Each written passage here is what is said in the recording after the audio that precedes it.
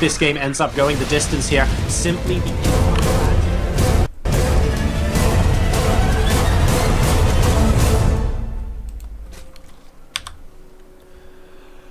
Welcome to Expedition Lost. We're spawning in the top right of the map on the European server as the pink Zerg player. Ladies and gentlemen, this is mYinsanity's Kane. His opponent spawning in the bottom left-hand position as the red Terran player. The current king of the hill on the hot seat, best of 9, ladies and gents, and currently 2-0 up in this best of 9. It is Liquid Bunny. Oh, and it looks like Kane currently suffering through a little bit of a strange issue. We actually tested latency for mYinsanity's Kane earlier in the week, and he gave us the all clear to play on the European server, and he was fine. So hopefully that stays that way. Yay! Fingers crossed. It looks like all the problems have been gone now. Make sure you guys, by the way, show these players a bit of appreciation for what they're doing. You can go ahead and check Bunny out at liquid_bunny on Twitter. And similarly, you can check Kane out at myi.kane. Cheer for them. Let them know what you think. And let's see if Kane can pull this back, or if Bunny might be able to do some sort of a sweep here. I am at JoRoSaR. Let me know what your predicted results are going to be look like. And also, a massive, massive thank you to DingItTV for facilitating this show match series as well. Now, the winner will go on to play once again next week. And Bunny currently 1 win short of playing for the maximum $375. So if he's able to defeat Kane today, well, he's going to be playing for $375 next week, and he'll be rolling in it, potentially making that every week as long as he keeps winning. Kane, of course, trying to stop that from happening, and his Overlord does see that the command center is going to get put down there. The timing of that suggests it's not a command center first, and indeed it is not. But Kane will be able to get out of there before a Marine happens to really interrupt his day there. Has he actually seen any of the Marines with the Overlord? He has not. Oh, he might if they keep going to the edge. Nope. Doesn't look like that is going to be a thing. So Bunny opening up very similarly in game number 2 to game number 3 here. We're not going to be seeing that Reaper opening. The only place you've seen the Reaper so far has been on Vani Research Station, which was a little bit of an odd choice, but Bunny was able to win that game.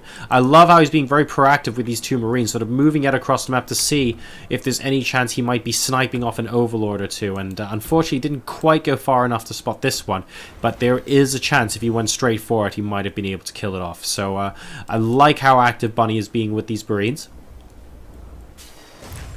And it looks like we're going to be seeing the same kind of build. We have the reactor after the factory coming in, so we'll be following that up probably with that Banshee play. We have got 2 gas geysers this time with 2 harvesters in each, so I guess that's worthy of note. Meanwhile, on our Zerg half of the world, we are now starting to take our first 2 gases in the natural expansion. Of course, still no indications or choices of tech coming out from Kane. He's just trying to macro up. And in the early stages of this game, he's just going to make sure he squeezes as many drones in as possible before having to make a decision about aggression or tech. He's being quite active now with a bunch of Zerglings, seeing if he can spot any units that happen to be straying beyond the ramp here at the natural expansion. And Bunny's got a very similar setup to the thing he had in his base inside game number 2.